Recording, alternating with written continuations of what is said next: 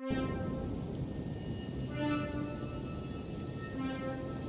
know, we still need the stories, whether we read modern novels or not. It's like, we need that connection, whether it's with our elders or with our kids. We pass these stories on as something precious. For me personally, it's probably just the unknown. I've always been drawn more to the unknown and whatever the beyond of normal life. So I would actually go out and look for these. We would go to haunted houses. We would go to haunted areas of the cities, see what was going on. Yeah. Now, whatever that comes from, I don't know, but it kept life interesting. It was almost like an escape. Definitely an escape. Family life was not a happy life, so that was an escape. Oh, definitely.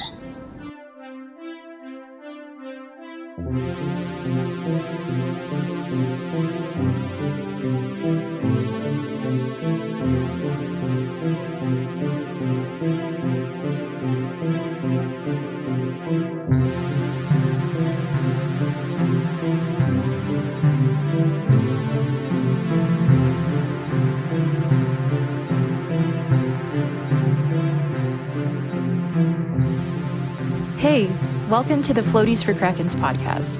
I am your host, Camille Maria Costa, and it is a brilliant day to be monstrous.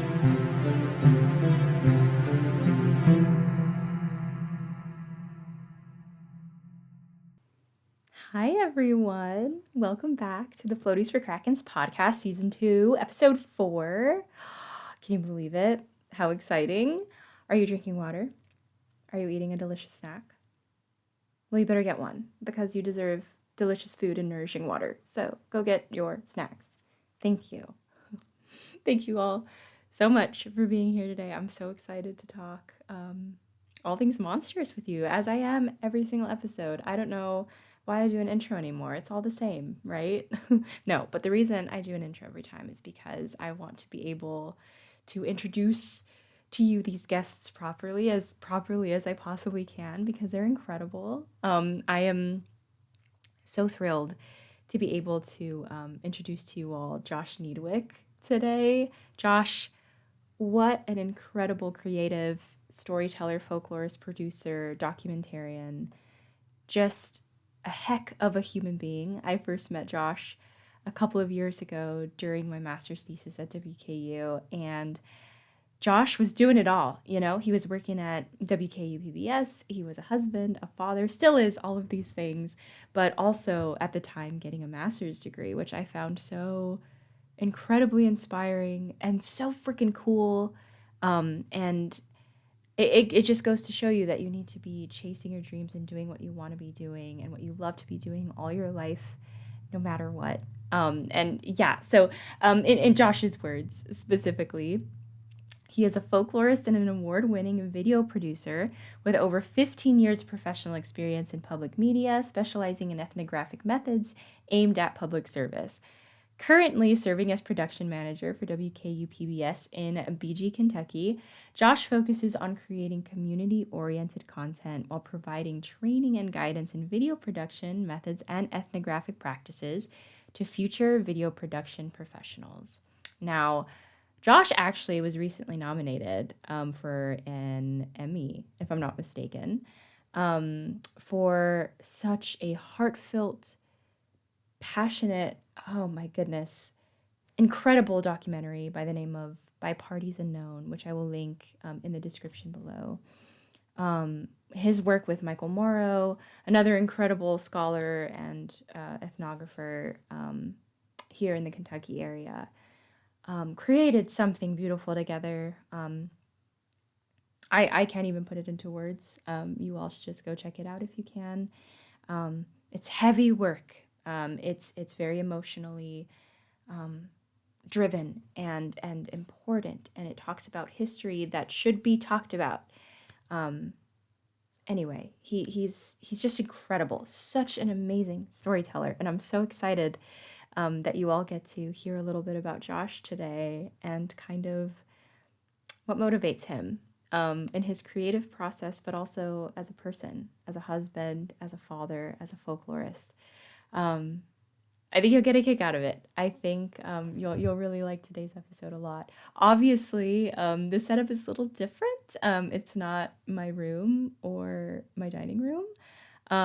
It's actually the WKU PBS set. We were spoiled in this episode, so I hope you guys enjoy that too. Now, another funny thing with the video you're about to watch. Let's just say I was testing out a camera for the first time while recording this specific interview. And let's also just say that this finicky little camera only recorded 10 minutes at a time. So clearly there were huge chunks of footage that just disappeared. Wasn't there. So I improvised, and I hope you all really appreciate what I did in between. So yeah, sorry about that, but life happens and we're human and things happen. So it adds character. But I'm rambling. I'm so excited for you all to see what today's episode has in store. So, ladies and Cuttlefish, let me introduce to you deep breaths for Darth Vaders. Well, hi, Josh. Hi. How are you? I'm hanging in there. How about yourself? Good. I'm excited. Me too. I mean, okay, I've always looked up to you as a documentarian. Don't say No, that. I really have. And so I'm very excited to see your perspective in this world, which we've talked about a lot, but not you have purposefully said, I don't want to fully go into this until the camera's rolling. Right. So that you don't forget anything. Well, that and I enjoy spontaneous conversation. Yeah. And I know that that's something that you kind of are looking for as well. So it's not like rehearsed. No. And so my perspectives, and also I enjoy hearing other people's perspectives on this character. Yeah. So. Well, who are you? For people that may not know. I'm Josh. Yeah. So my name is Josh Niedwick. My profession is I am the production manager here at WKU PBS, which we're in our studio. That's why I'm going to look to the camera right now. That's why this looks so nice, and it's never going to look this nice again. I hope you all are ready for that. Don't say that. Don't say that. Well, this is a taste for you. And afterwards you'll be like, we're gonna keep doing. I'm gonna have to go in debt buying all of this stuff, probably. Right. Yeah. Well, I mean, you can beg, borrow, and steal. That's true. There's ways to get around it, but You're right. but yeah. So I'm the production manager here, and what that basically means is I oversee all the producers. Yeah. I say all the producers. We have one right now. We're a small operation, but we're pretty effective. We do a lot, and so we have musical programs, cultural programs, documentaries.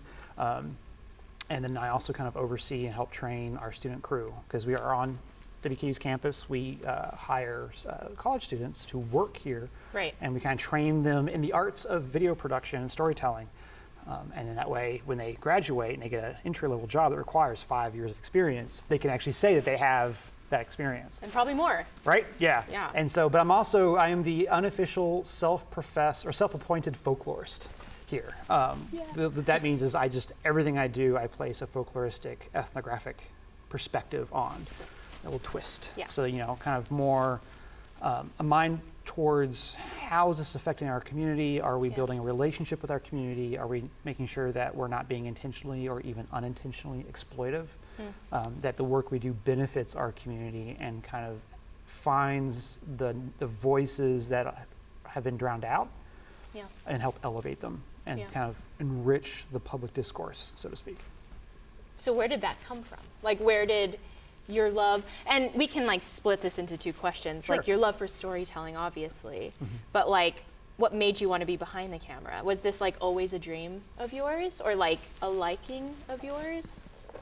Yes, and it's odd, 'cause it's kind of come full circle. So the very first movie I ever saw was Return of the Jedi at the drive-in. That's the earliest movie I have a memory of. Got it. Then came 101 Dalmatians, completely different. A little bit. A little, yeah.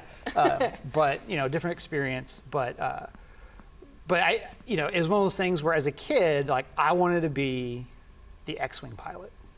Right? I wanted to be, zooming around the stars, fighting evil, fighting for the forces of good. Yeah.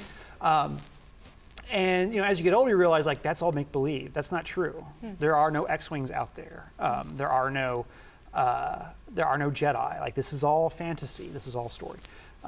And kind of set that aside, and I was like, what's the closest thing to that? And that was actually to be an actual fighter pilot. And so when I was in high school, like I was taking classes, I was gearing towards trying to get into the Air Force Academy. Oh my God. And it wasn't until I was a junior that I sit down with the recruiters and this stuff to start getting that paperwork out, and they discover I was diagnosed with ADD when I was a kid. And this was all before 9/11, and it was like, bye, we're not going to touch you. And so I was like, my entire life was in tatters, because like, what am I going to do? Yeah. And I happened to be taking a class, in communication class, where we were doing 2D and 3D animation and basic video editing. And that kind of rekindled the love of like, oh, wait a minute. Well, I fell in love with these stories for a reason. Maybe it's not the act of doing this stuff. Maybe it's the act of telling stories. And I realized like, well, yeah, I mean, I spent way more time sitting and watching movies and reading books and playing video games and watching, just soaking up any kind of narrative I can get my hands on. Yeah. That it makes sense, like that's where I wanted to go. And oddly enough, it was originally, I wanted to do visual effects.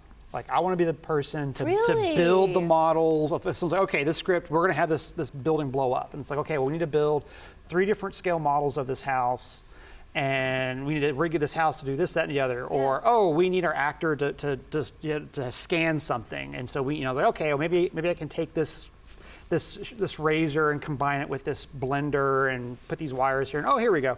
That whole aspect I was fascinated with. And of course, Star Wars, that was one of the huge industrial impacts it had, was the visual effects, like the model work and the visual special effects. Beautiful. So it's just interesting that I kept coming back to Star Wars, whether it's inspiration for profession, of in some case morality, but also like just telling story, how to tell story, the methods of telling story.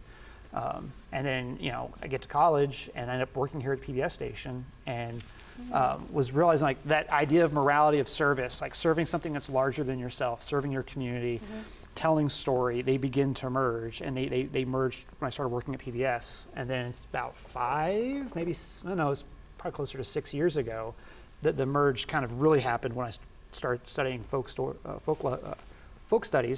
at WKU, at the Folk Studies graduate program, where I met you. Yeah.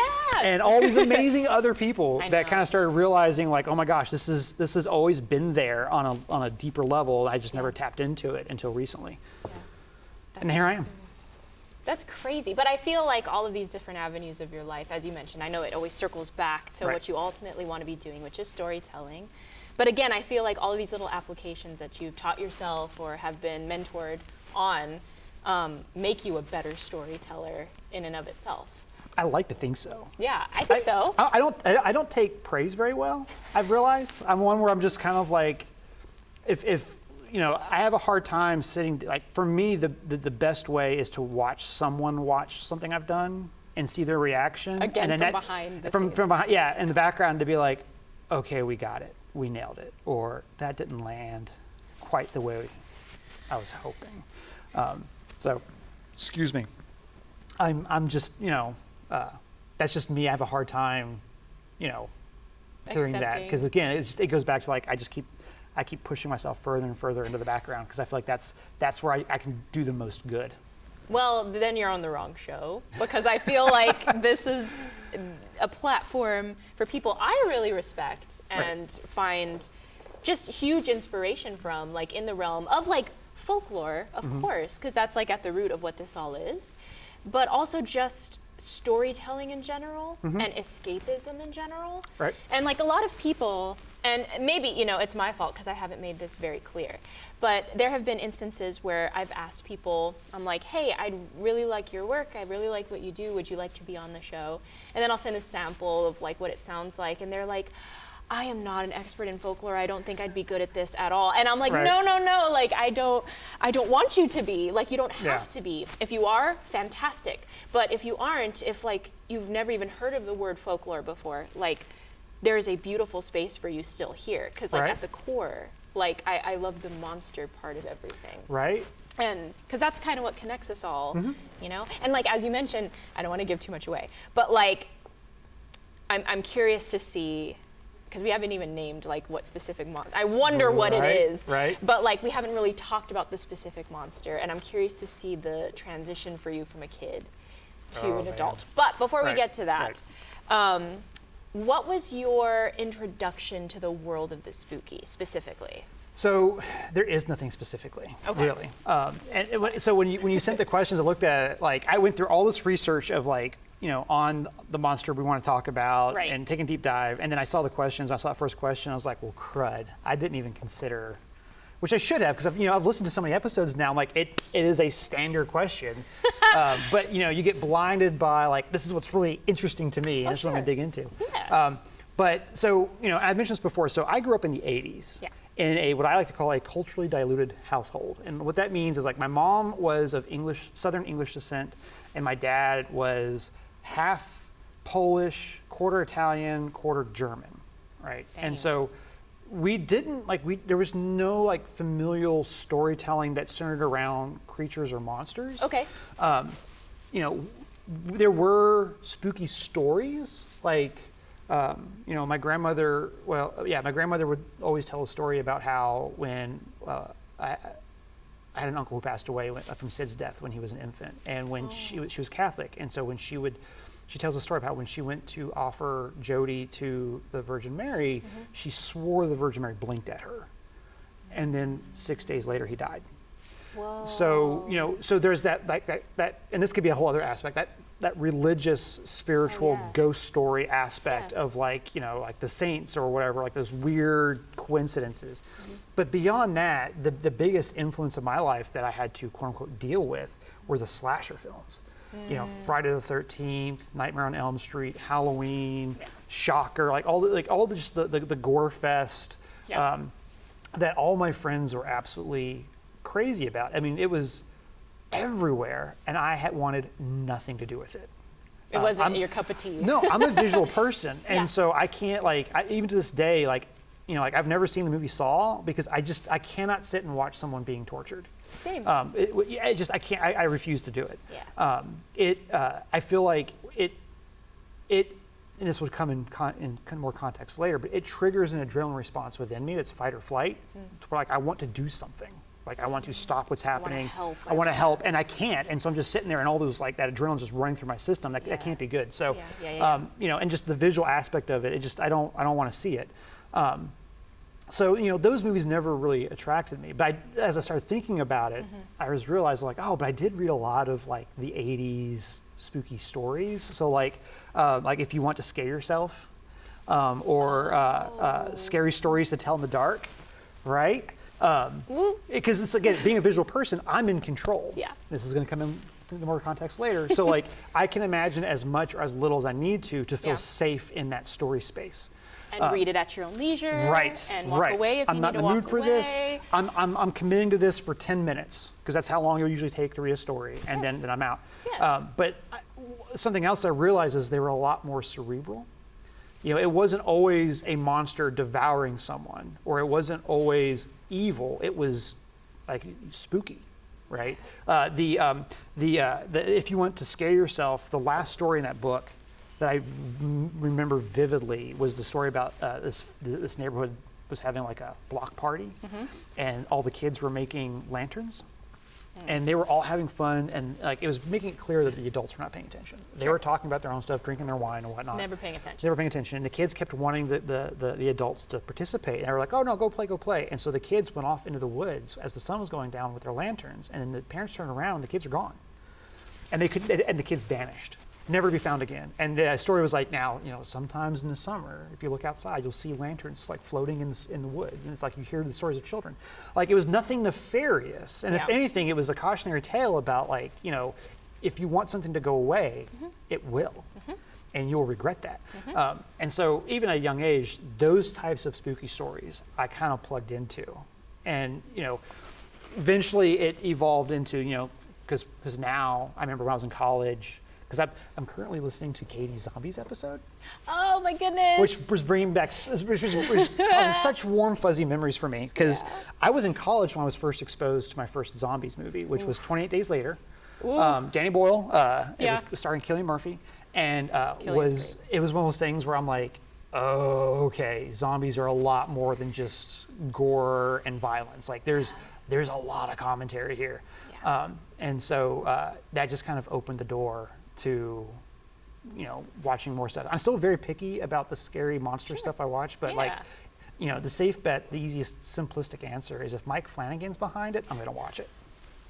Like Mike Flanagan's my guy. Oh, we're about to really break down some more stuff then. Yeah. And I'm sure I actually feel like I can connect some of that now to some of these discussions here, which Mike Flanagan is something else. Right. Something completely out of this world. And again, I think it really focuses in on those stories that haunt you. They draw you along, and you have such personal takes on whatever story is being told. Right. They're, like, I know how you always teach us, like with documentary work, and like your approach with things is like you kind of present the facts or present the situation, the context, and you leave it free and open enough for the audience to kind of take what they want from whatever you're not pressuring anything, you're not forcing anything upon anybody.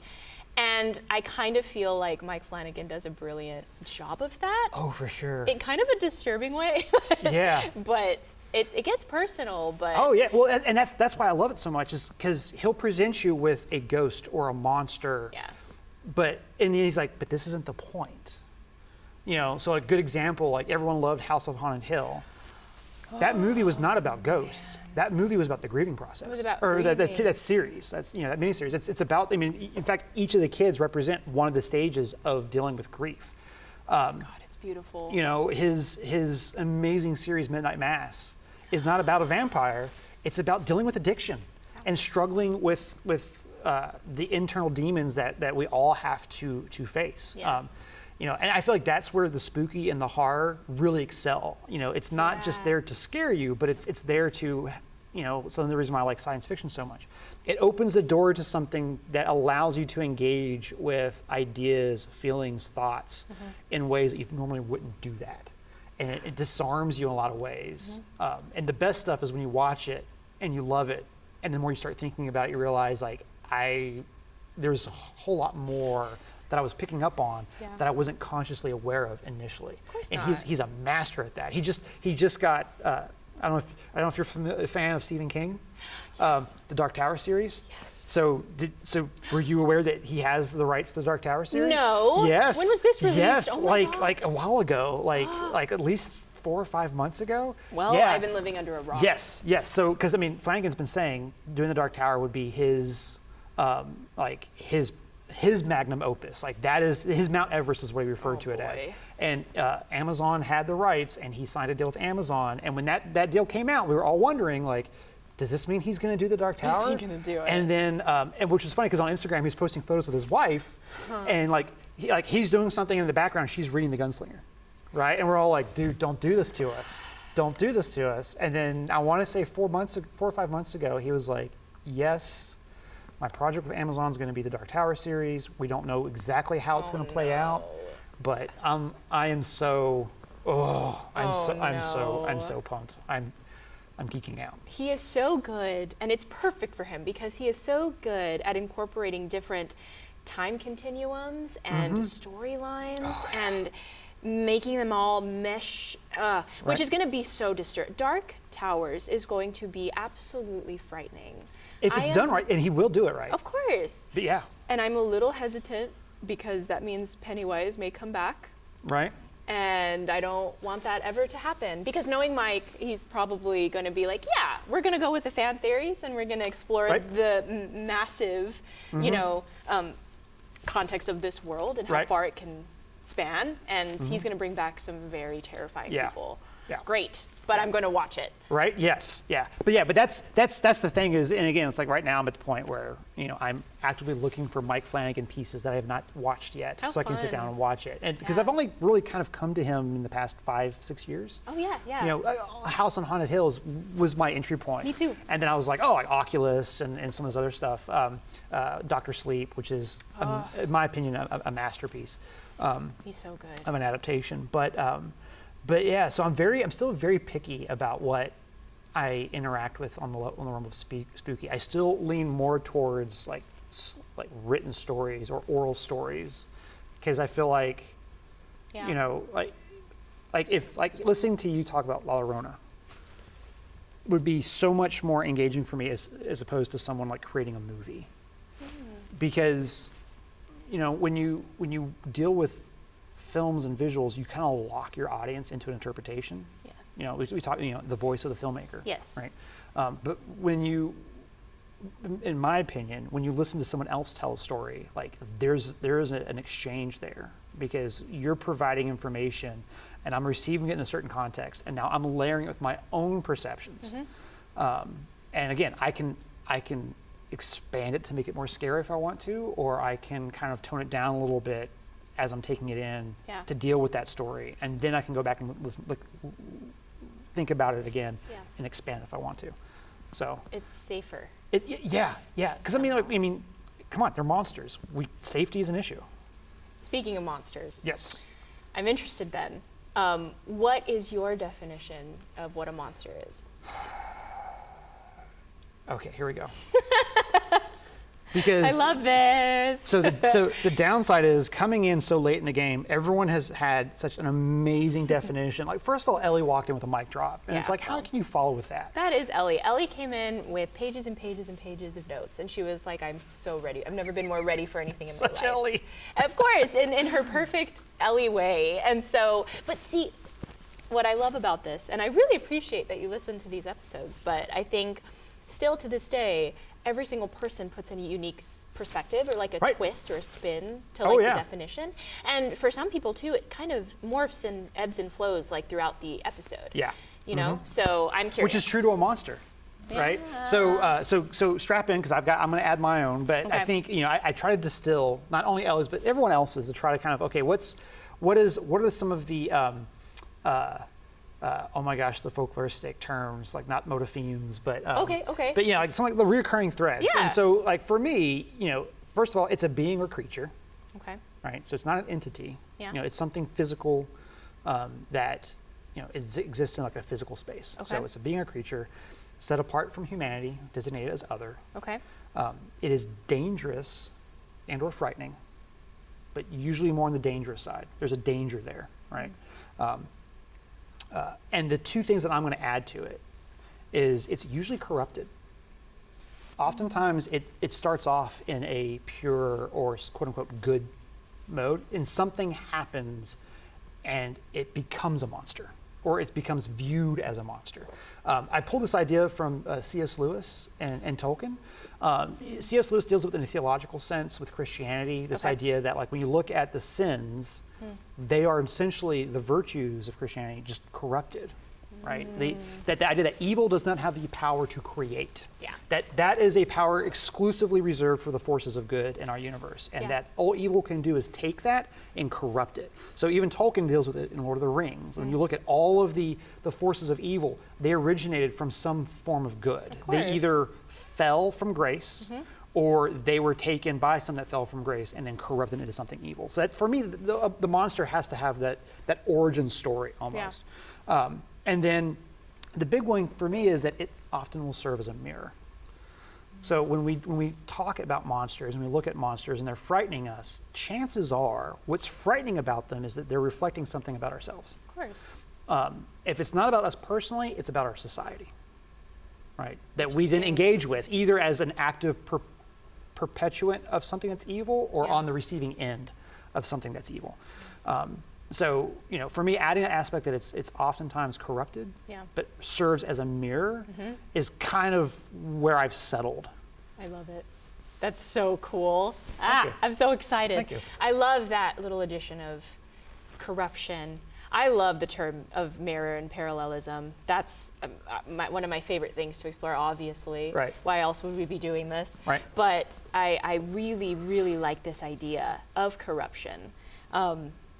Because it gives, again, we're going to break it down later, but it gives a sense of grace, and it gives a sense of honesty and empathy to things that you only see one perspective of. But I really appreciate your inclusion of the corruption, again, because it increases this level of grace and empathy and understanding of a creature we've probably only ever seen one side of. Right. or through the perspective of somebody else's voice, right? It's Yeah. rare, and I mean, I love when we get to learn the deep dives of monsters and they have the narration or, their perspective, but we don't always get that privilege all of the time. Right.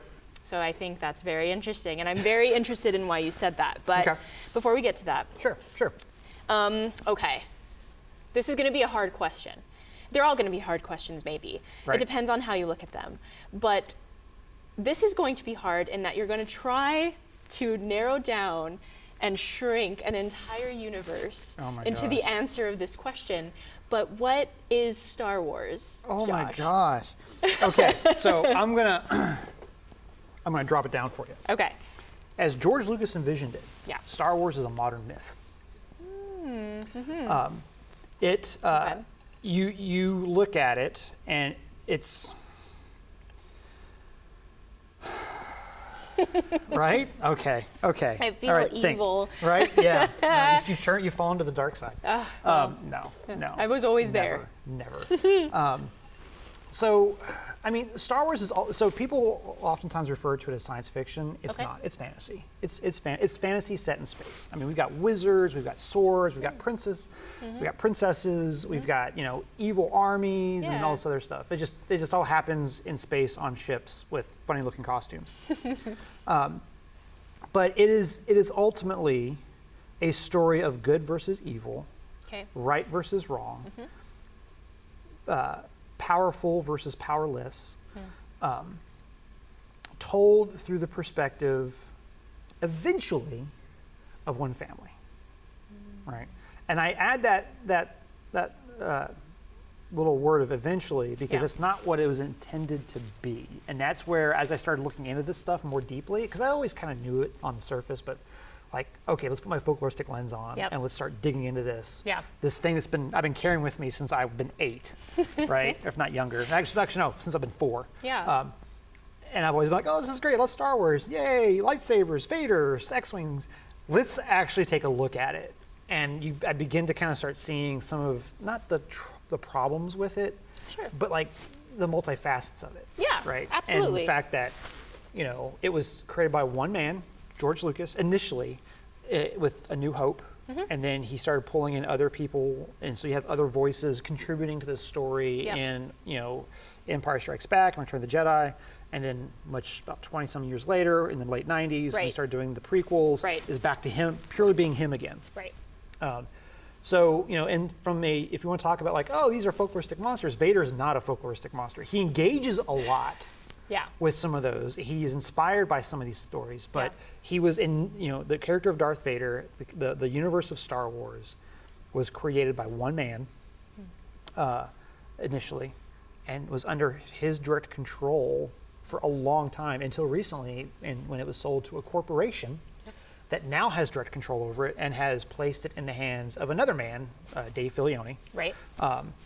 who I'm thankful for because I feel like he's taking it more into a folkloristic perspective. Okay. Which I listened to a quote earlier that gave me that hint. But yeah, I mean, you've got a young farm boy. It's the combination of Joseph Campbell's Here of a Thousand Faces, which Lucas has mentioned, like that inspired. Oh, I didn't know that. Yes, yeah. In Okay. fact, when people talk about the hero's journey, they use Star Wars a lot because he course. just went through it. I prefer, being the snobby folklorist that I am, Vladimir Prop's morphology of a folktale. The 31 or so functions, I Yeah. think fit better with Yeah. everything. But it's the same idea. You've got a farm boy who gets introduced to a mystical wise man who takes him on this wild and crazy journey Yeah. that is formative, transformative, dangerous, injury-inducing, that results in a great evil or power being overthrown, and the farm boy comes back changed in some way. It's where as video people, we get the basic definition of a story, right? So many times when I was in school, we were taught a story is a beginning, middle, and end.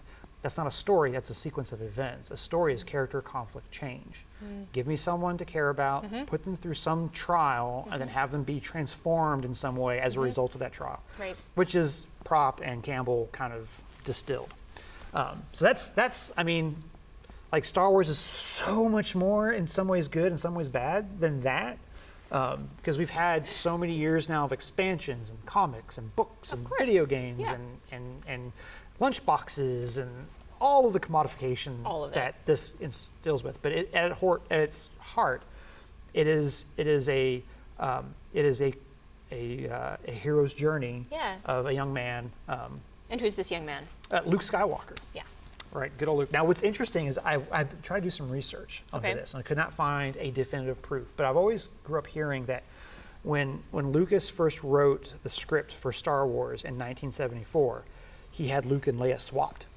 Leia was the hero, and Luke was the prince. That You're needed to save. kidding. That's what I've always heard. Okay. And that the Fox executives were like, no, that's not going to fly. You need to swap those two. Sure. And he was like, okay, fine. And so.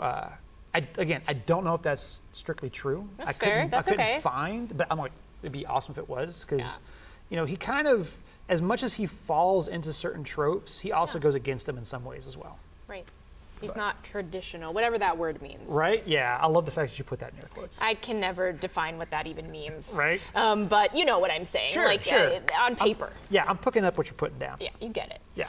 Okay, so there's this guy, Luke Skywalker. Mm-hmm. I'm just trying to think of the scope in case there's anybody who may not, and here's the thing. I am a newbie, I guess, to the Star Wars world. And I say that because I was introduced to it probably like 5 years ago. Wow. My brother was a huge Star Wars fan, still is to this day. Saw every single premiere, you know what I mean, with my dad, and they loved it.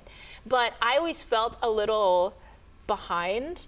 And growing up, like, when I was little, and there's like a lot of mean bullies in school and a lot of mean boys in school, and they were like, Star Wars is a boys, thing. Ugh. And so I was like, okay, I guess I have to find my own lane, even though my brother was always so sweet, and he was always like, I'll teach you whatever you want, don't listen to those people. Right. But I kind of went through the world of, I read The Hobbit like 85 times, and then I read Harry Potter and, explored those kind of fantastical realms. So all that being said, Star Wars is also very new to me. I know the basics, but I know darn well there's so much in this world. Oh, yeah. And which is why I know this is a hard question, but maybe for people that have never heard of Star Wars before, don't know the basics, and I know it's hard to explain everything or else we'd be here for 8 hours. Right. But is there anyone else we need to know maybe that could help people understand your monster a little bit better? Sure. So the whole idea here is you have a galaxy that was ruled by a democratic institution that was overthrown and replaced by an empire, an evil empire. So think oppression, slavery, just all the bad stuff that a government can do that's doing it. And then you have Luke Skywalker, who's a farm boy on a backwater planet who really has no involvement in the politics. At all. Right? At all. He just has a sense of morality, of doing what's right, what's wrong, and adventure. And so he meets his mystic wise man, which was in the form of Obi-Wan Kenobi, who was a former Jedi Knight, someone who was meant to protect the galaxy, who were wiped out during this transition. And before you continue, what's a Jedi? Oh, so a Jedi is a person, a being that has the ability to manipulate the universe around them. They engage with something called the Force. It's very there's a lot of Eastern Asian religions that kind of get thrown into this. Luke has pulled a little heavy from Asian culture from this aspect. Buddhism, Taoism, Shintoism. But this idea that a Jedi would then use the Force to protect the innocent and to protect the galaxy. For good. For good, exactly. And that they were wiped out by the Empire, and specifically this one character, Darth Vader, who was once a Jedi, who betrayed his order, I see. and then went on this rampage and wiped everyone out, including Luke's father, Anakin Skywalker, right? And this is where things get tough, because there's the story of Star Wars as it was written in 1974 in the original script. Yes. There's the story of Star Wars as it was presented in A New Hope. Yeah. And then it changes again by the time you get to Empire Strikes Back. And it's one of those things where this is where I'm like, prepare, Camille, because we're going to be getting into the weeds, right? And that's fine. Because that's okay. When you look at just A New Hope, that's the setup, is that you've got Luke, his dead father, who's inspiring him to go on this adventure. You've got Obi-Wan Kenobi, who knew his father, who said, this is what your dad would have done. Let's go save this princess, who's got, in the film we call it a MacGuffin. Like, it's something that the characters are searching for that's going to solve the conflict. Sure. In this case, it's the plans for a horrible battle station, the Death Star. Let's go save this princess because that's what heroes do. And she has something that we need. Or no, I'm sorry. Oh my God, I can't believe I said that. She doesn't. They do. But they need to get her and these plans to the rebel leaders so they can overthrow the Empire. Okay. And so they go on this journey and they encounter Darth Vader, who is the primary antagonist in trying to stop Leia from hiding the rebel base, to stop them from getting the plans to the rebel leadership, and then to stop the rebels from blowing up the Death Star in the end. Like, he is the force, the literary force acting against the heroes. And at this point, right, that's his role, Correct. would we say, Yeah, right? so I mean, like, if you just looked at A New Hope, he's a henchman. Gotcha. Like, that's all he is. Okay. In fact, what's interesting is in the original script, he's referred to as a Dark Lord of the Sith. Right. Now, when you watch the later movies, the Sith gets more fleshed out. Yeah. But what's interesting was that part never made it into the movie. And and doing this research, I started getting confused because I'm like, wait a minute. I remember growing up knowing that he was Darth Vader, Dark Lord of the Sith. Yeah. But where'd that come from? Yeah. And it was because it was in the script, and it was also in the novelization that Lucas wrote in the 70s. But was cut from the movie. And so because they're like, oh, it was in the novelization, it started making its way into the popular culture conversation. I see. And so being, the 8-year-old kid that I was, it finally made its way to me. Yeah. But what's interesting is in that initial script, the idea of the Sith, they're like the opposite of the Jedi, is what they eventually became. I see. Right? They became like, so the Jedi were the forces for good, the Sith were the forces for evil. Right? A Jedi wants to use the Force to protect and benefit other people.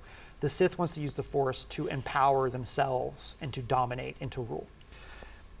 Apparently, the Sith were not written in that way in A New Hope. Originally? Originally. And when you watch A New Hope, you start seeing little clues that indicate, this is a completely different narrative structure. So Lucas based the Sith off of the Schützenstaffel from World War II, which is what we know them as the SS. I see. Right? Okay. And so the SS, so in World War II, we've got a little bit of history lesson here, because when you watch the movie, there's massive aesthetic and narrative structure influence of World War II on Star Wars. Okay. Like when you watch, like you look at the TIE fighters, like the canopy, or even that's World War II bomber canopy design. Even the guns they use are old World War II surplus that they glued stuff on. I did not know that. Yeah, stormtroopers, that's a term from German World War I. The German had stormtrooper units that were like shock units that were supposed to jump in and do damage. Got it. So Lucas used a lot of this real world history to kind of influence the structure. Why not, right? Sure. But in World War II, you had the German military, and then off to the side, you had the SS. They were the militant arm of the Nazi Party. So while you had them both on the battlefield, they, like, the army, the SS kind of had more authority over the army because of their political power. Okay. But like, it wasn't like, they didn't follow the same command structure. And so there was some animosity a little bit in those areas. Okay. And that's what the Sith were originally written as, is that they were like the Emperor's personal military arm. Okay. To make sure that his will was being followed in the world of the Empire. And Vader was but one lord within this organization. And so when you watch A New Hope, it makes sense because you see that animosity between him and the other Imperial officers. They're constantly questioning him. Of course. Right? Yeah. There's the famous scene where they're in the council or the conference room, and Vader's like, don't be too proud of this technological terror. The power to destroy a planet is insignificant compared to the power of the Force, right? And basically saying like your technology is nothing compared to the mystical, spiritual power that I possess. Yeah. And when you think about it, he helped destroy all the Jedi. So in his view, he's the only one remaining. So I'm the most powerful being in the Force, right? Or in the universe. Yeah. But like their response is like, you're a joke. They're like, he's always seen as... Yeah, he's seen as a joke. Yeah. And so there's that separation. And so Vader is purely a henchman. He's the boogeyman, right? Like when he shows up, he's there to do damage, he's there to get things done, and he hands everything off to the bureaucratic leaders. Yeah. And he's like, here's what you do. You know, Yeah. he even uses the Force to choke a critic of his in that meeting. And Tarkin is like, release him. And he's like, as you wish. He's a dog on a leash. Yeah. Right? So this idea of Vader being this very awesome, powerful dude kind of evolves a little bit later. Because in the first movie, I mean, he's got power and he's frightening. He's course. supposed to be frightening. He's a monster. Yes. But he's not really a real agent yet. I found, although that's fine, one of the things I find funny though is in the movie he's the biggest critic of the Empire. Oh. Like he's telling them, like, you know, like when they capture the princess and like, we're going to use this technique to interrogate her. Vader's Yeah. like, she can't be, she's too strong for that. She's not going to give up her friends. Yeah. And they're like, you don't know what you're talking about. And sure enough, she withstands it. They're talking about how the Death Star is the most powerful thing in the universe. And he's like, nope, it's got flaws. It's not as powerful as the Force. And sure enough, the Force, Luke uses the Force to destroy the Death Star. So what's interesting is out of everyone on the Empire's side, he's the one who's actually right. Dang. You know, he's, Yeah. you know, you should have listened to Vader. Yeah. He was Yeah. right, you know. Yeah. So that's kind of, you know, like we got to find the way back to the road now because we're so far into the weeds. No, but I asked this big, huge question Right? because, God, so hard. and I think you did a brilliant job of like, thank you. this is the basics. This is what you need to know to fully understand this conversation we're having today. You know what I mean? Okay, first questions first. What does Darth Vader look like? Obviously, his bust is right here, his helmet Right. is right here, and then I kind of want you to explain to everybody what. Is sitting This next is. to us. Yeah. Okay. So the first thing people notice about Darth Vader is he's dressed all in black. Yeah. Head to toe, cape, everything on him is black. Yeah. And you don't see an inch of skin. It's a completely encased helmet, suit, cape, gloves, the whole thing. And he's huge, right? So David Prowse, the man in the suit, was like 6'4", 6'5", and when he was in the suit, he reached a height of 6'9". So Vader towers over you. He's Right? big. He's huge. He's imposing. You see him in person. Yeah. You're going to feel much smaller, which is the point, right? Yeah, of course. But it is a suit that he has to wear to keep alive. So there's like boxes and electronics and lights and stuff. But the other really iconic thing is the mask and helmet. Yeah. And so you see a lot of influence from like, you know, the Nazi pit helmets, but specifically the Japanese samurai, which Lucas pulled a lot of inspiration from. Yeah. In fact, there was one samurai specifically apparently that kind of influenced the creation of Vader. Yeah. But you know, the mask itself is very serpentine and skull-like.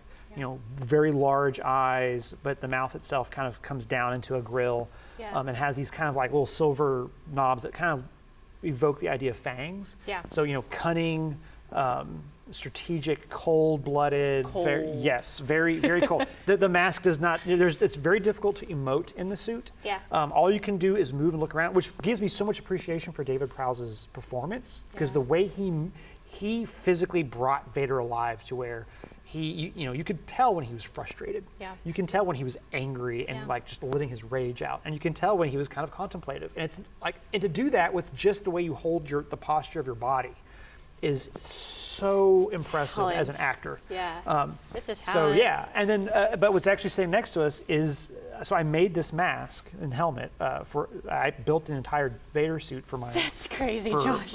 Halloween. My daughter asked me to do it, Yeah. and I don't know why. I said okay. Because you love her. Right. Well, yes, I do. But I was like, I knew going into it that it was going to be a very labor-intensive Yeah. and costly Yes. things. Like, do I really need to be spending the time and the money on this, especially when money's kind of strapped to begin with, and I am supposed to be studying for my comps. For those of you that may not know, at the WKU Folk Studies graduate program, there was a very intense, I think Very intense is intense. even like not the best That's way being of saying it. generous. I'm being very generous with it. Test that we had to take, comprehensive exam basically, and it's testing your entire understanding of what you learned in that 2 years in the master's program. Needless to say, they're very nerve-inducing and very scary. So Right. Josh clearly made this. Instead of studying when I was supposed to. I mean, As I therapy. studied. Yes, exactly. Well, it was like, I should study. You know what? I'm going to make a Vader suit instead. Yeah, and that's then fine. and then the month before the finals was like, okay, now I've got to seriously Head do in what the I need to books. do. But I had this guy on the shelf staring at me, so that was helpful. Yeah, rooting you on. Right? Yeah. So yeah, but I think what's interesting is having it here. It's like, because I had you put it on before we started. It's Yeah. huge. It's so big. It is so big, and when you see it on the screen, Yeah. you're just like, oh, it's a character. But like to see him in person, to embody him, I feel like gives a lot better sense of just the imposing nature that the character generates by its just mere presence. Yeah, yeah. So yeah, He is imposing. it's very imposing. That's the thing. It's like his role in the film and in the story, like any good monster, is to invoke fear. And he does that He does very well. very well. So what powers does Darth Vader have? So I don't know if that's the right way of saying it. Sure. Well, I mean, so there's definitely, we mentioned the Force. And so, Vader as a character who has been corrupted, as a monster has been corrupted, he went from being a Jedi who used, so in the world of Star Wars, the Force allows you to do numerous things. You can levitate objects. Yeah. You can look into the future or in the past. Yeah. You can, some characters are able to heal. It's an amorphous thing that changes with every movie. Like a new movie or show comes out, and you're like, oh, I didn't know they could do that. Guess All they right. can. Guess they can now. It's under the Force. Right? The Force is mysterious. But generally, it's something used for good or for defense. Right? Whereas the Sith, it's usually for domination or attack. Right? So like something that he uses quite often throughout the trilogy, but specifically in the first one, is he can reach out with the Force and choke someone with his mind. Right? This idea that he doesn't need to be near you, he doesn't need to touch you. He can just lift Not his at all. hand up, pinch his fingers, and you are no longer breathing. And I'm assuming this Force for him is incredibly strong. Like, Yes, yeah, he is very strong. I mean, Yeah. well, I mean, again, it depends on Okay. which part of the story we're going to jump in on. Totally Because fair. in A New Hope, he's described as someone who was corrupted and turned to the dark side. I don't think he's even really described as being like this all-powerful being. It's not until it's much later that it was kind of insinuated, like, oh wait, he can't. His bloodline. He's a stronger individual in the Force. yeah.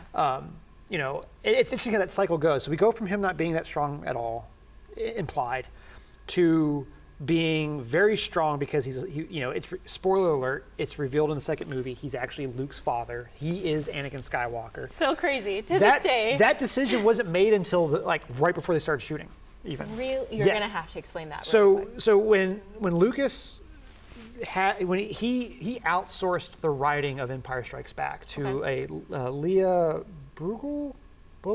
Okay. I think her last name starts with a B. Yeah, it's fine. So she passed away after turning in the first draft.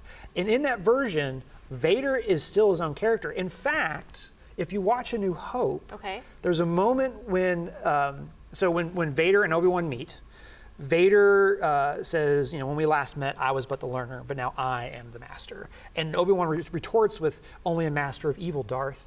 He refers to Vader as Darth, as in Darth is his first name, right? And it's not until later that Darth becomes a title, like Doctor or so. It's like there's Darth Vader, there's Darth Maul, Yes. there's Darth Sidious, right? In the original script, Darth is his first name, just like Obi-Wan or Luke and Darth. It wasn't until later Lucas is like, well, which doesn't make sense to me because it's like Lord Darth Vader. Like you have two titles, He's that cool. Yeah, it's like that's the problem you get when you start trying to retcon a lot of this stuff. Yeah. But so you've got Darth Vader killed Anakin Skywalker, Yeah. and in her script, the ghost of Anakin Skywalker appears to Luke Yeah. to say, you need to watch out for this guy. He's dangerous. Yeah. He took me out, right? Yeah. And it wasn't until, and this is the story I heard from through a website that was described. I need to find this documentary. They interviewed Marcia Lucas, who is the ex-wife of George Lucas. Interesting. Who is considered to be the real power behind why Star Wars was so good in the first place. Like she Interesting. was the editor, Yeah. and what I've heard was like she saved it.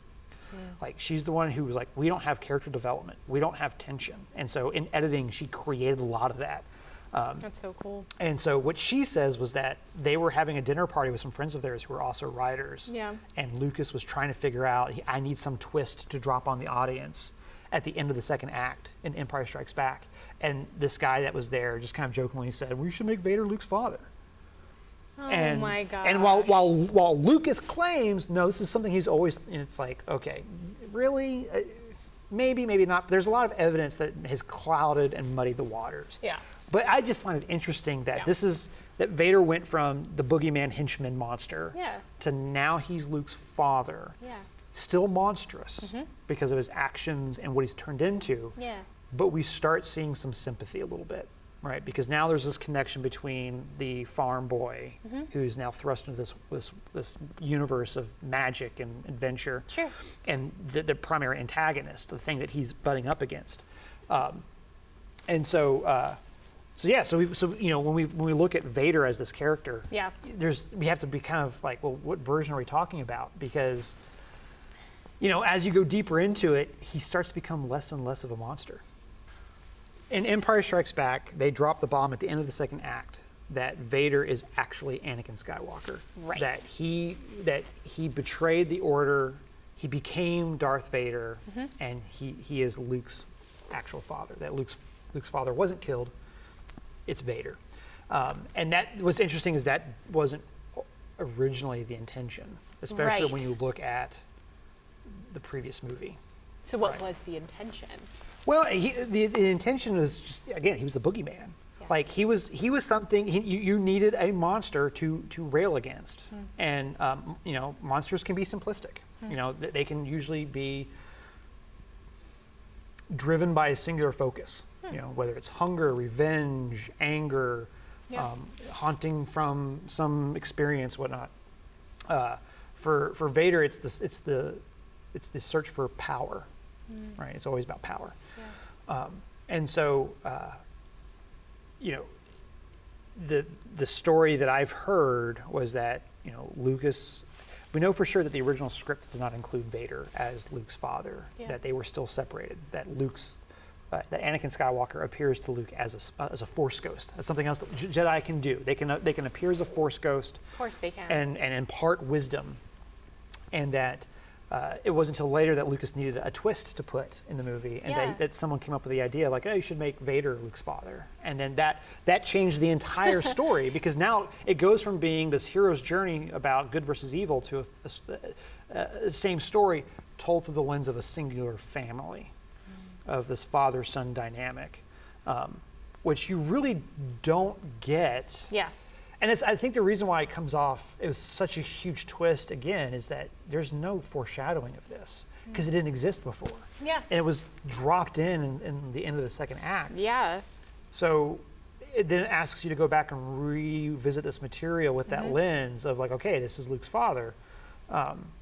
And the part that always, I've told you this, I mentioned this earlier, the part that's always fascinated me is Sir Alec Guinness. Because when he tells Luke about the fate of his father, Okay. he looks at Luke with this very, very interesting of like, no, your father was murdered and betrayed by Darth Vader. The way he delivers that line, it's like he is warping the truth enough to not frighten this boy or to manipulate this boy into doing what he wants to do. Yeah. Which, when you watch it in the context of the entire series, makes perfect sense. Sure. But when you watch it with the idea of like, oh no, Vader was never intended to be Luke's father. So why was Alec Guinness performing this line in that this way? way. Right? It's like, what was his... What did you know? Right? Yeah. But yeah, people are like, oh, Vader is like, I think it's either Finnish or Danish for father. And so there's this myth that like Vader was always meant to be Luke's father. And it's like, no, that was just a coincidence. It just happened. It just happened. But Vader being Luke's father completely changes the dynamic. And I mean, he's still very much monstrous. Yeah. But as you start digging deeper into Vader's personal life and story and background, especially in the prequels, he starts becoming less and less a monster. And is more just a person who's acting or behaving monstrous. I'm interested to kind of pick your brain on I know you gave us the definition of monstrous, but what it takes to kind of fall out of that. But before we get there, I kind of want to explore you, Josh, in the way, what is your relationship, I guess, with fatherhood? Oh man, I've paid a therapist a lot of money to explore this idea. Good for you. Therapy's good. Right, it is. No, it's very transformative. It is. So as having a father and being a father,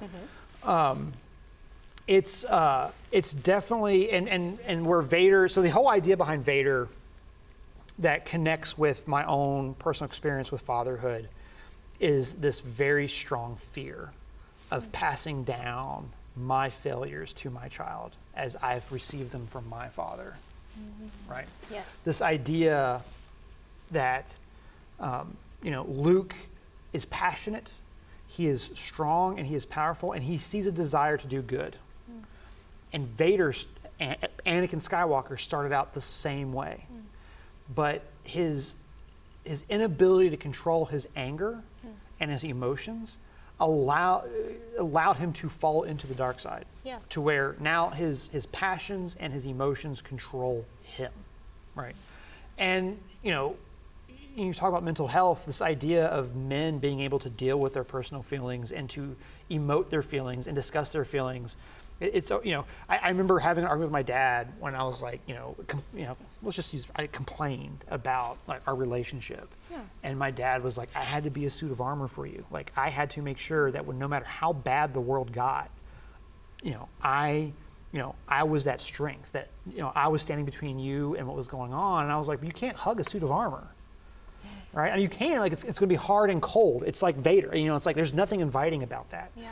And, that's just how he was raised, was as a man, if you're feeling strong emotions, if it's anger, feel free to show that. Because it shows toughness. Right, exactly. I am tough. I can deal with this problem. Yeah. If it's grief or sadness or anything else, like you've got to bottle that stuff up and you cannot express it. Or at least you cannot express it to anyone else other than someone you truly trust. Because my mom always said, you don't see the side of your father that I see. Like he comes to me and he shares these, which is great. It's perfect. I'm glad he had that. Of course. But it's like, it's difficult because that's what you're teaching me is I need to bottle this stuff up as well. Or I need to just not talk about it. And you kind of see that. And this is one of the things where Star Wars is like, it's amazing, but it's also kind of problematic because the Sith's philosophy is to let go of those emotions and let them flow, which in a way can be cathartic, right? Of course. But it's also like, but when you do it in a way that just allows them to have the driver's seat, is when you fall into the realm of the dark side, where if I get angry, instead of just expressing my anger, be like, you know what, that really made me angry when you said this. Instead of allowing it to flow where I flip the table and I start getting physically violent. Yeah. That's where we start having that disconnect of emotional, mental well-being. And so, dealing that with my own relationship with my own father, which I have a great relationship with my father. Yeah. It's been rocky at times, as any father and son can course. probably attest to, but Yeah. it's something that thankfully we work on constantly. I just hit the microphone. That's okay. And now I'm at the point where like anytime I interact with my daughter, I'm trying to be aware of like, okay, how am I teaching her to deal with her emotions? How to expect others to interact with her and their emotions, Yeah. right? Like, if someone's angry and doing something, Yeah. like, okay, where's that coming from? And sometimes it might be over her head because she's 8 right now.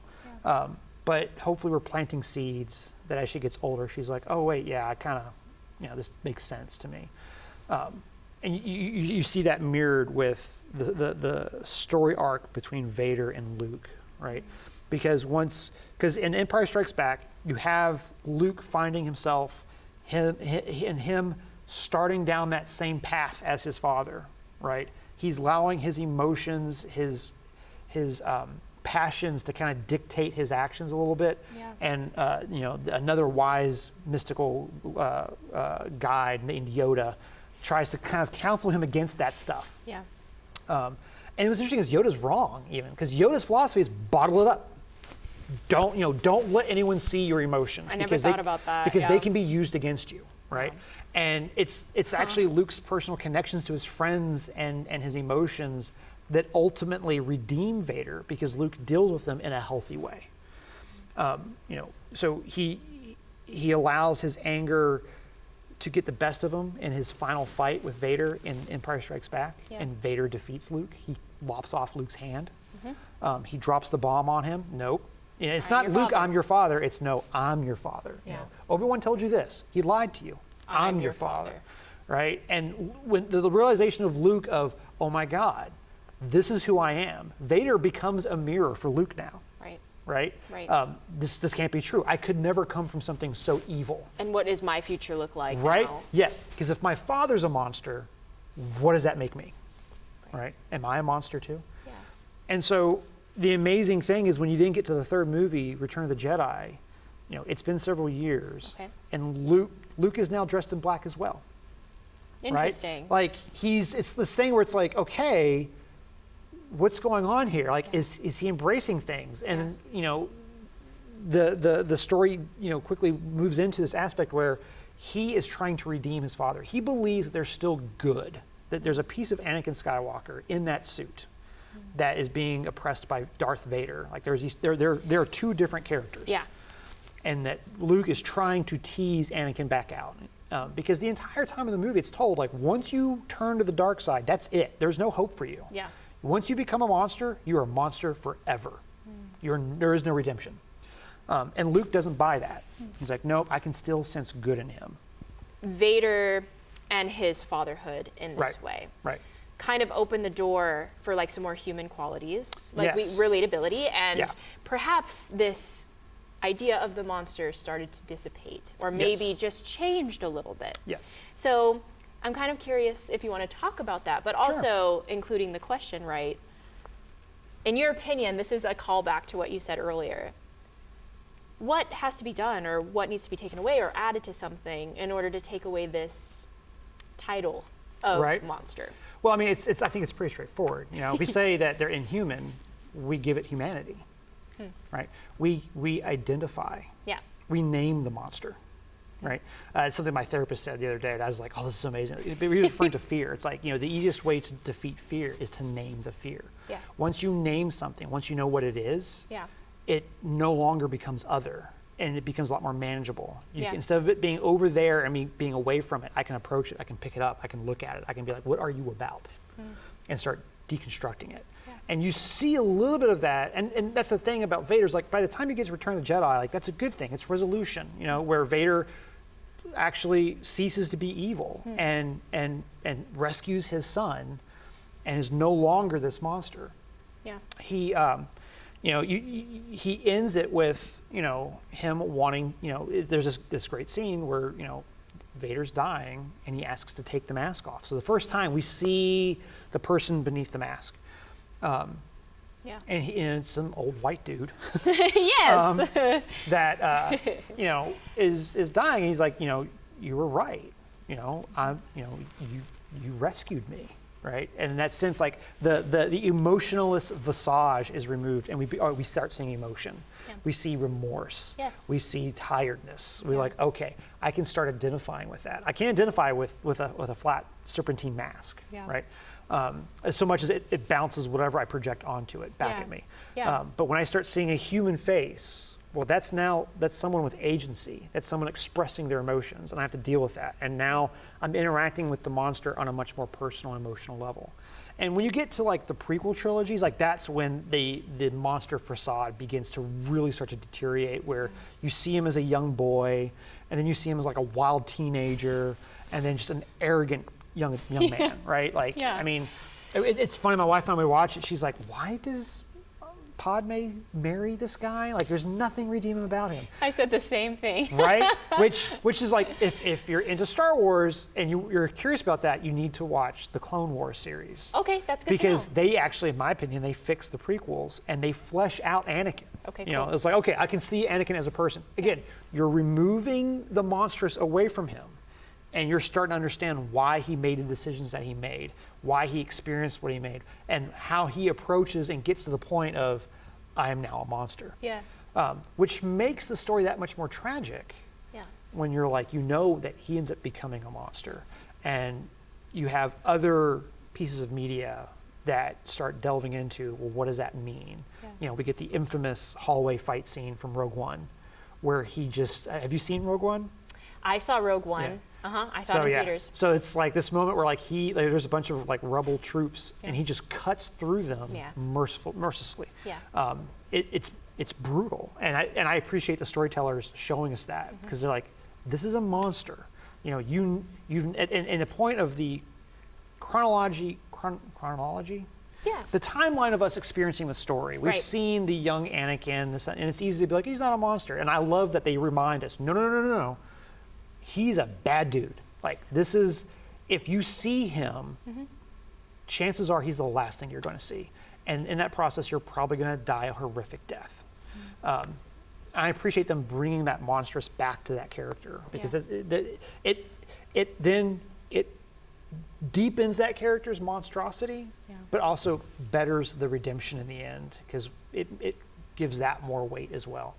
So the love of a son for his father, the refusal to give up, the refusal to be like, no, you're not a monster. Yeah. Right? There's still humanity within you. And even if it means I'm going to die in the process of, because that's what happens. He in his penultimate fight with Vader, he lops Vader's arm off. And he sees the connection between, well, let me back up, because this is pretty crucial. Because, when Luke faces Vader for the last time, he refuses to fight Vader, right? He keeps saying, I'm not going to fight you. I'm not going to fight you. And Vader's like, well, then that's your screw up. That's your fault. I'm going to kill you. And so, Luke runs from Vader, and he's trying to buy himself some time and hide, trying to figure out what to do. And Vader turns the tables on him. He starts taunting him. He's like, well, you know what? If you won't turn to the dark side, how about your sister? I bet I can turn her. I bet I can make her into a monster. And that's when Luke touches the monstrous himself. Because when he turns and then attacks Vader, and this is one of the reasons why I absolutely adore Bob Anderson, who's the choreographer, because you can watch these scenes with the sound off and tell the emotional story. Where Luke's saber attacks are wild, they're powerful. Vader's on his heels, he's reeling back. Luke is landing blow after blow after blow.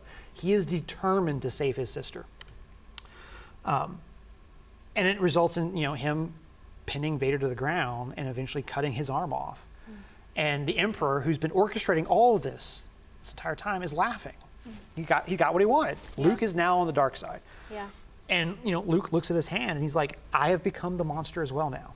I've become my father. The thing I feared the most, I now become. And he takes a step back. And he's like, nope.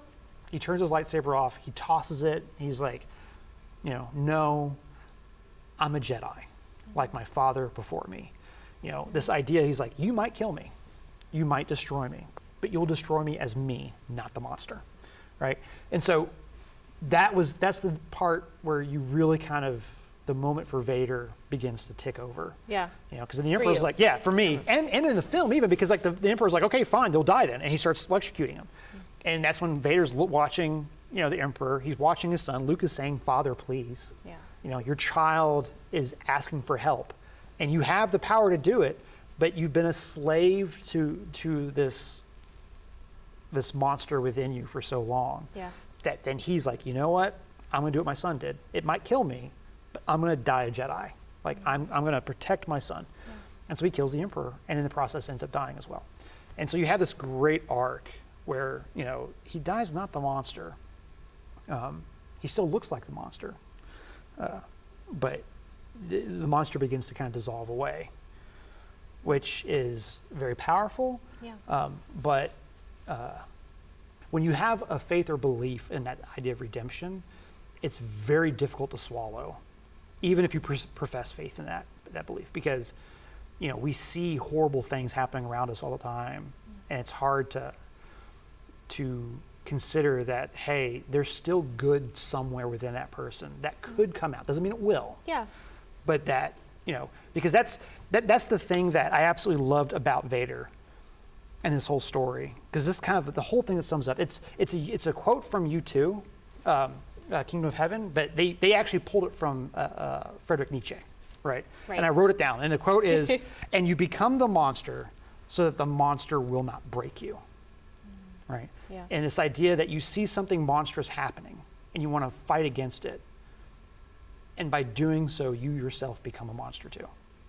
Because that's, like, how else can you defeat a monster? You know, a lot of times they're more powerful than you are. Yeah. They have abilities that you do not have. Sure. They're mysterious. And so we would then reach out to anything we can, even if it's something dark. Because in our mind, we're doing it for the right reasons. But that's a trap. It's the trap that Vader fell into, Yeah. right? He had good intentions. And the moment he turned to darkness, those good intentions went away. Luke turned to darkness, but was present enough to realize the trap and took a step back. He's like, no, I'm still going to believe there's the potential for good here, Yeah. which is really, really hard to do because Luke could have died, Yeah.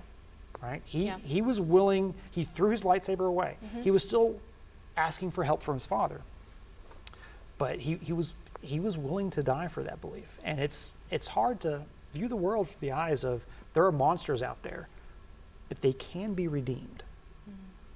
That's really hard to hang on to. Of course.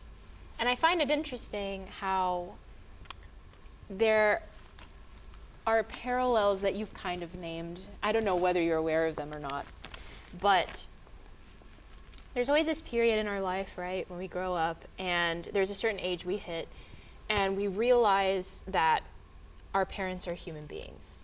It's it's a very strange awakening of like, oh, they're not just mom, dad, grandma, grandpa, whoever your guardian, right? That's not who they are. This is probably a fraction of their life, just chronologically, right? Like Right. it's a fraction of their life. They are Right. so many other things, and they're humans, and they have a profession or they don't have a profession, and they have hobbies or they don't have hobbies, right? Like there's all these little aspects to that.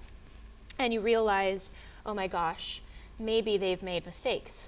Oh my gosh. Right. Like, right, and I can totally relate to you on the fear of losing control and not being able to have control on that. Am I not good enough? Will I ever be good Right. enough? Will I ever pass that down to my child if I ever have children? And I think it's interesting how this same kind of lingo and discourse you use when talking about Vader and losing his monster, playing with a monster, being in between monster and human, is also kind of how you expressed your relationship with your dad, but Yeah. also your fear of being a bad father Right. to Amelia, right? And I think that's very fascinating because, as you mentioned, it's so complicated. Right. It's unbelievably complicated. Yeah. But I find it kind of beautiful. And I'm never, in the show, I'm never one to tell anybody like how they should define monster. I want to know how you define it, right? Right, Like right. I could, of course I have so many different thoughts about it. Sure. But I think it's kind of interesting, just like as a third eye, that, you said there's these distinct lines, at the beginning of this, you said there's these distinct lines between monster and he changes. Yeah. But then as we start to express it, it's like, well, maybe. Right.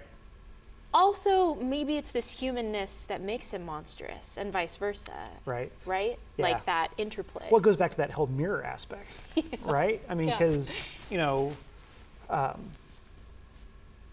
monster versus human, human versus monster. Like, I think Yeah. the real fear is when you realize a lot of times that they're one and the same. Yeah. The monster is but one facet that we can achieve or reach. Or reach or yeah, because obtain. achieve makes it sound like it's something we're searching for, and it's like it's not. Humanity versus monster, monster versus humanity. Like, for me, they become one and the same. And I want to make sure I might be careful because I know for others, like no, there's a distinct difference. Sure. And yes. Sure. Because ultimately, I had the opportunity to attend a talk by John Carpenter, and he broke down there are two basic spooky stories in existence from his perspective.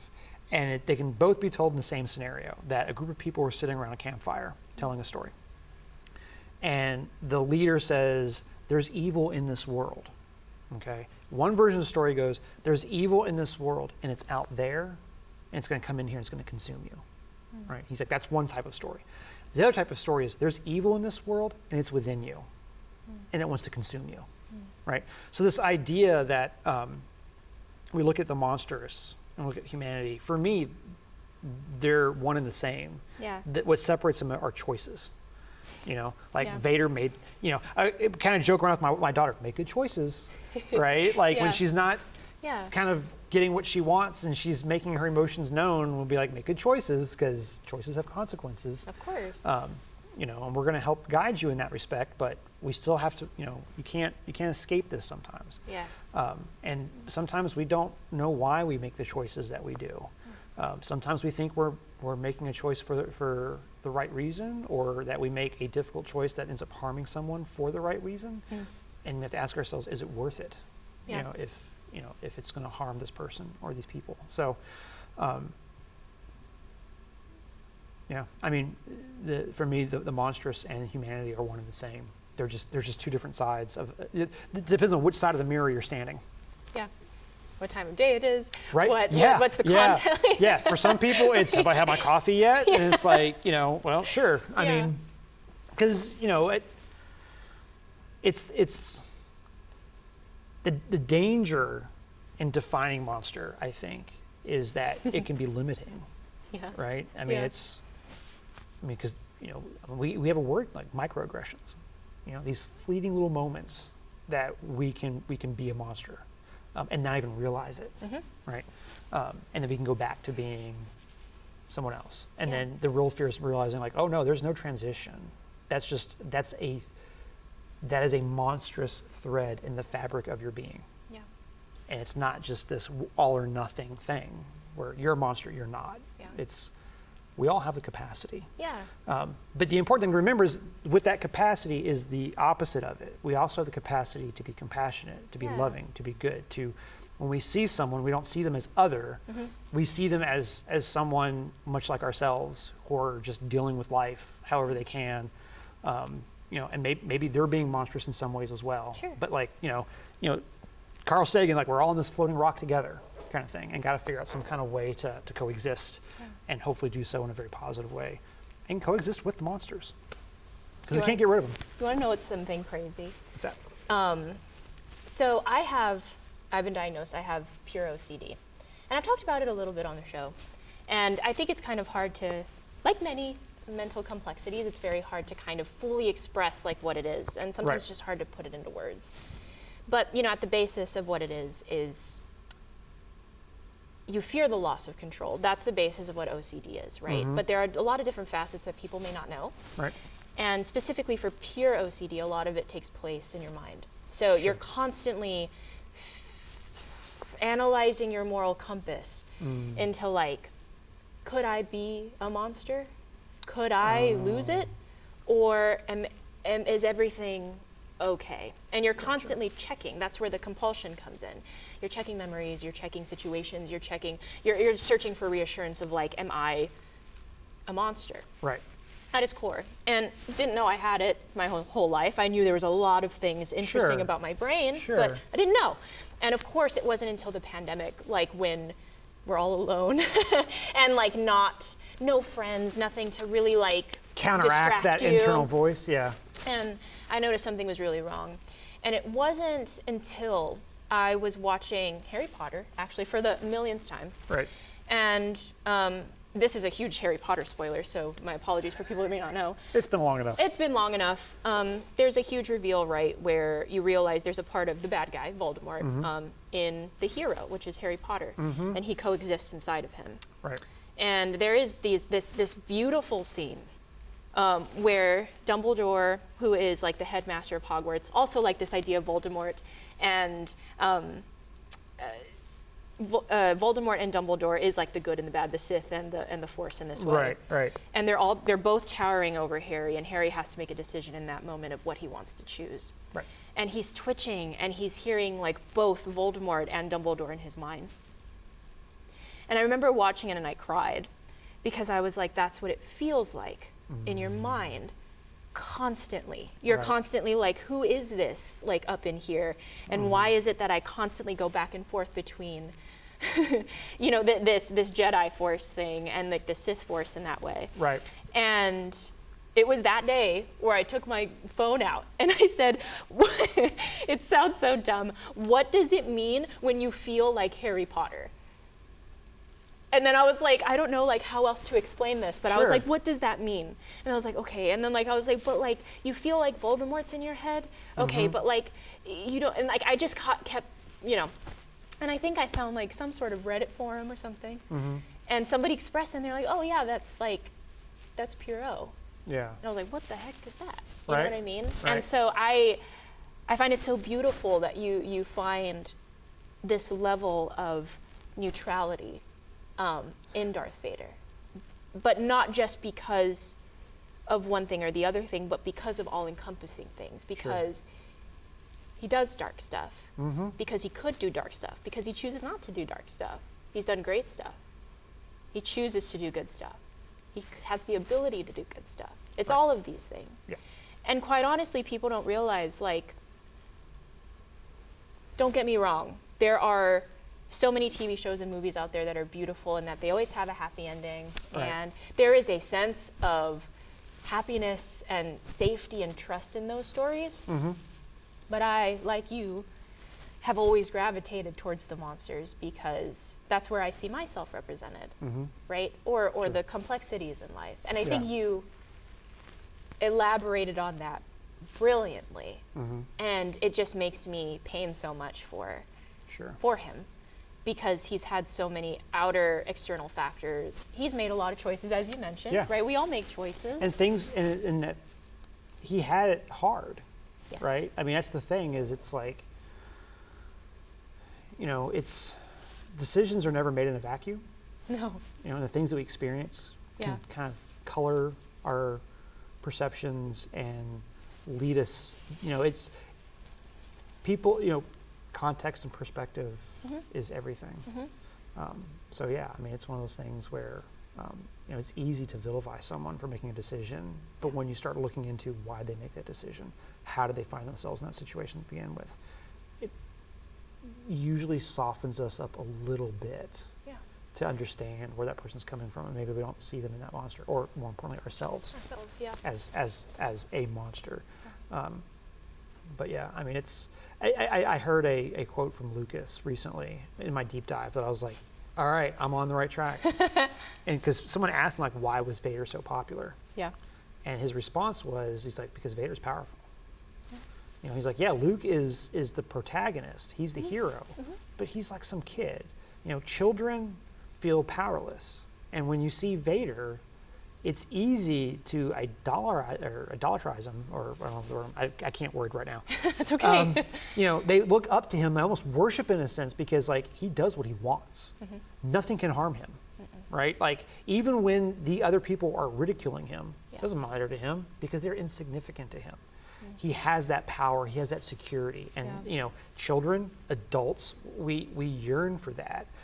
The problem is realizing like how that was achieved.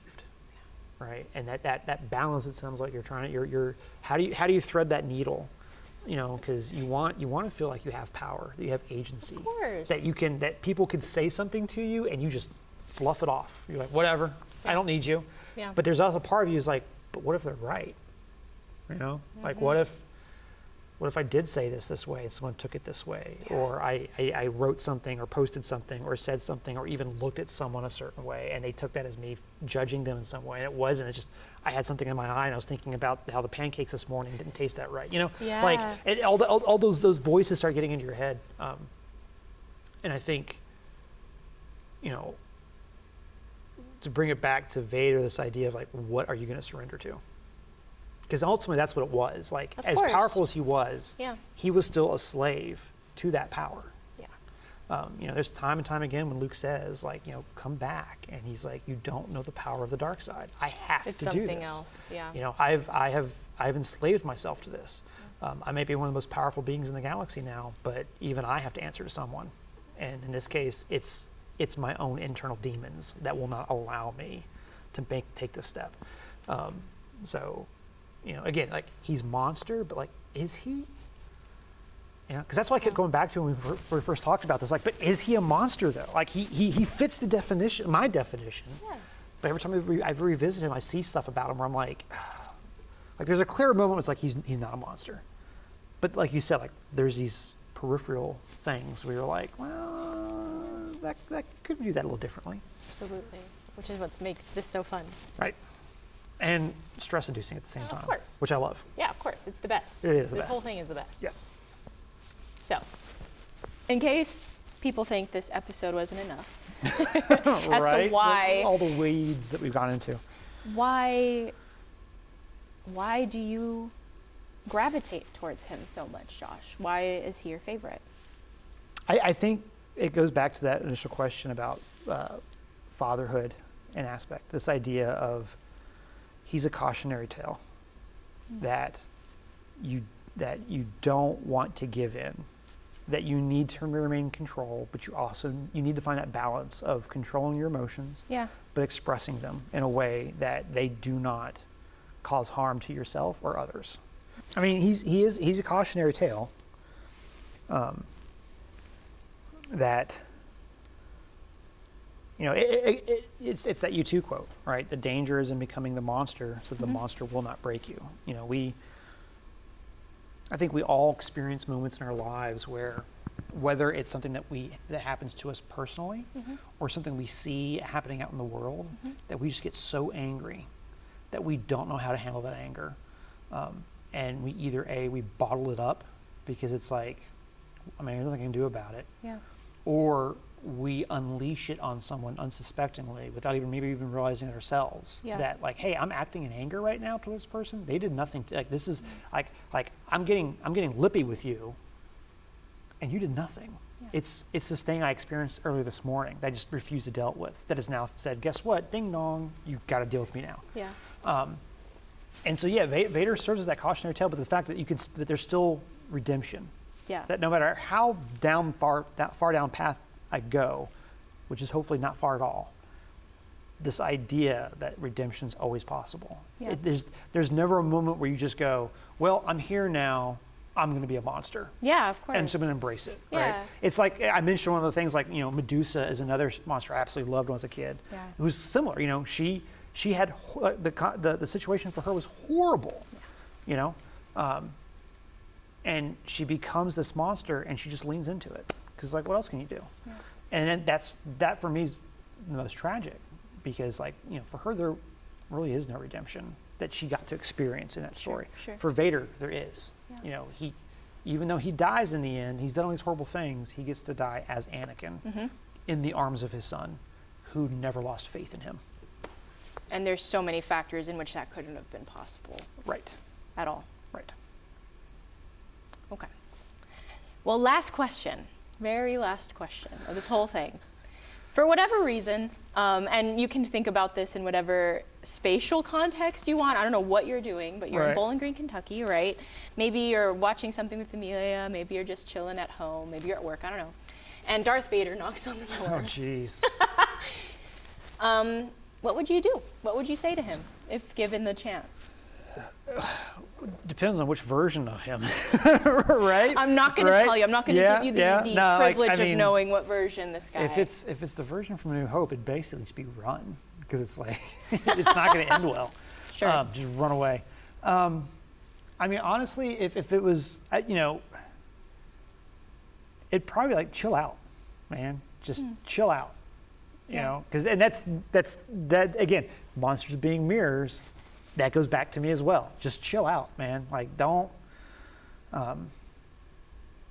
let this. You know, my dad had a saying that he only said it once or twice, but it stuck with me, and it was always, don't sweat the small stuff, and it's all small stuff. And that's the thing is, you know, and the Vader character was dealing with like galactic proportion issues, you know, but you know. It's the same thing for us, that if you allow things to get to you, and it's easier for some than others to just, you know, shrug stuff off. Sure. For some people, it's not possible for whatever reason, and I get that, and I try to be sensitive to that. But this idea of, you know, it goes back to don't become the monster, so the monster doesn't break you. Chill out, relax. Don't do it. Take a seat. to quote some Frankie Goes to Hollywood, you know, take a seat. Just, you know, it's my ADD brain is like jumping around to all the different like memes and other like fan interactions that have like softened Vader Yeah. in that way. But like that's essentially what it is. Just chill out, man. Like there's no need for it. Right. There's not. Breathe. Breathe. Yeah. You use that awesome breathing apparatus you've got, dude, and just breathe, because it's let that be a audible reminder. Keep breathing. This episode of Floaties for Krakens was written and produced by me, Camille Maria Acosta. A big thank you to Josh Niedwick for such an impassioned interview. And a huge thank you to Natalie Hedberg for designing such a phenomenal logo. And music for the show is also written and produced by me, with a special appearance by my tata, Toby Acosta. Thank you all so much for tuning into today's show. It truly means everything to me.